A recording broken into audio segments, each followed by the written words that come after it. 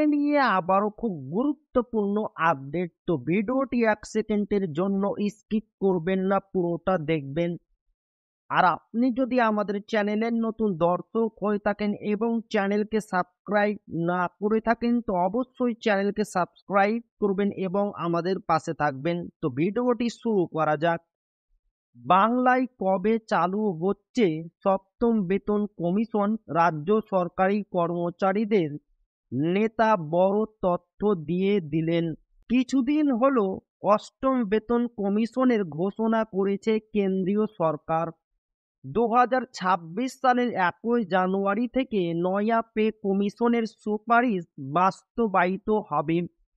এদিকে পশ্চিমবঙ্গের সরকারি কর্মীরা এখনো ষষ্ঠ পে কমিশনের আওতায় বেতন পাচ্ছেন। কবে আসবে বাংলার রাজ্য সরকারি কর্মীদের নয়া পে কমিশন?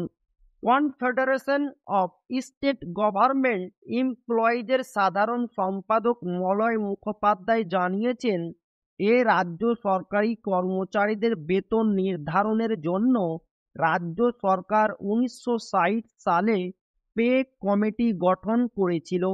সেই সময় 100 পয়েন্ট মূল্যসূচক ধরে গ্রুপ ডি কর্মচারীর বেতন 60 টাকা থেকে 75 টাকা নির্ধারণ করা হয়েছিল। সচিবালয়ের করণিকের বেতন নির্ধারিত হয়েছিল 150 থেকে 250 টাকা।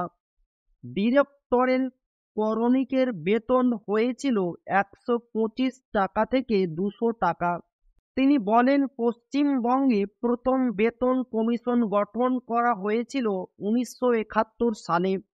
এরপর 1981 সালে দ্বিতীয়, 1990 সালে তৃতীয়, 1998 সালে চতুর্থ বেতন কমিশন, 2009 সালে পঞ্চম বেতন কমিশন গঠন করা হয়েছিল। আর 2020 সালের 1 জানুয়ারি থেকে ষষ্ঠ বেতন কমিশন কার্যকর হয়েছিল। বর্তমানে রাজ্য সরকারি কর্মচারীরা ষষ্ঠ বেতন কমিশনের আওতায় 14% হারে ডিএ পাচ্ছেন, যা আগামী এপ্রিল থেকে আরও 4% বৃদ্ধি পেয়ে 18% হতে চলেছে।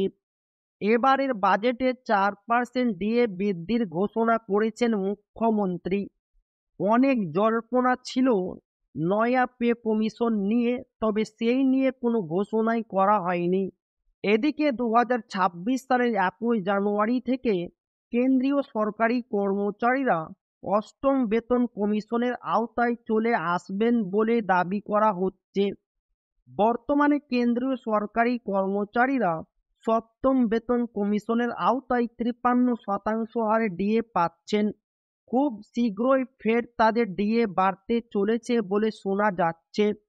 তো এই ছিল ডিএ নিয়ে খুব গুরুত্বপূর্ণ আপডেট, যা আপনাদের মাঝে শেয়ার করলাম। তো ভিডিওটি ভালো লাগলে অবশ্যই আপনার বন্ধুদের শেয়ার করবেন, যাতে তাদের উপকার হয়।